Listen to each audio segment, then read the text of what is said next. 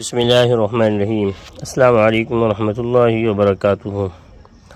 ناظرین، میں ہوں محمد انصار فرقانی اور آپ دیکھ رہے ہیں آپ کا اپنا چینل 10 منٹ حدیث۔ ناظرین، آج کی اس مختصر ویڈیو میں ہم جانیں گے کہ کن چیزوں سے روزہ ٹوٹ جاتا ہے، اور یہ باتیں ہم قرآن و حدیث کی روشنی میں سمجھنے کی کوشش کریں گے۔ دوستو، سب سے پہلے قرآن مجید میں اللہ تبارک و تعالی فرماتے ہیں، اور کھاؤ اور پیو یہاں تک کہ تمہارے لیے فجر کی سفید دھاری سیاہ دھاریوں سے نمایاں ہو جائے، پھر رات تک روزہ پورا کرو۔ اس آیت سے واضح ہوتا ہے کہ فجر کے بعد جان بوجھ کر کھانا یا پینا روزہ توڑ دیتا ہے۔ ناظرین، اب آئیے جانتے ہیں وہ کام جن سے روزہ ٹوٹ جاتا ہے۔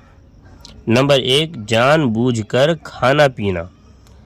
اگر کوئی شخص جانتے بوجھتے کچھ بھی کھا لے یا پی لے، چاہے تھوڑا ہی کیوں نہ ہو، تو روزہ ٹوٹ جاتا ہے۔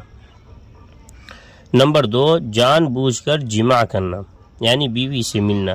اگر روزے کی حالت میں میاں بیوی کے درمیان جماع ہو جائے تو روزہ ٹوٹ جاتا ہے، بلکہ اس پر قضا اور کفارہ دونوں لازم ہوتا ہے، یعنی اس کی قضا بھی رکھنی ہوگی، رمضان کے بعد جو ہے اس روزے کو رکھنا بھی ہوگا، اور کفارہ بھی دینا ہوگا، یعنی اس کی طرف سے جو ہے جان کا نکال کے دینا ہوگا، صدقہ دینا ہوگا۔ نمبر 3، جان بوجھ کر قے کرنا۔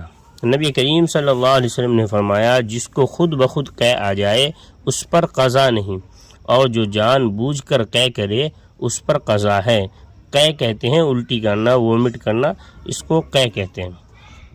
نمبر 4، حیض اور نفاس۔ اگر روزے کی حالت میں عورت کو حیض یا نفاس آ جائے تو روزہ ٹوٹ جاتا ہے، یعنی بعد میں اس کی قضا رکھنی ہوتی ہے۔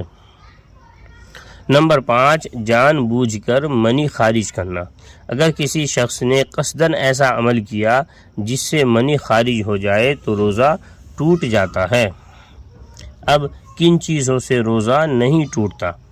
بھول کر کھا پی لینا، غیر اختیاری قے، خواب میں احتلام ہو جانا، مسواک کرنا جب تک کہ کچھ حلق میں نہ جائے، ان چیزوں سے روزہ نہیں ٹوٹتا۔ حدیث میں آتا ہے، نبی کریم صلی اللہ علیہ وسلم نے فرمایا، جو شخص بھول کر کھا پی لے وہ اپنا روزہ پورا کرے، یہ اللہ کی طرف سے رزق ہے، یعنی اس کا روزہ ہو جائے گا، وہ اپنا روزہ نہ توڑے بلکہ روزے دار کی طرح روزہ رہے، انشاءاللہ اس کا روزہ ہو جائے گا۔ دوستو، روزہ صرف بھوکا رہنے کا نام نہیں بلکہ اپنی خواہشات کو قابو میں رکھنے کا نام ہے۔ اللہ تعالیٰ سے دعا ہے کہ اللہ تعالیٰ ہمیں صحیح معنوں میں روزہ رکھنے کی توفیق عطا فرمائے۔ اگر آج کی یہ ویڈیو آپ کو پسند آئی ہو تو لائک کریں، شیئر کریں اور چینل کو سبسکرائب کرنا نہ بھولیں۔ آج کے لیے بس اتنا ہی۔ اپنا خیال رکھیں، اپنوں کا خیال رکھیں۔ جزاکم اللہ خیرہ۔ السلام علیکم ورحمۃ اللہ وبرکاتہ۔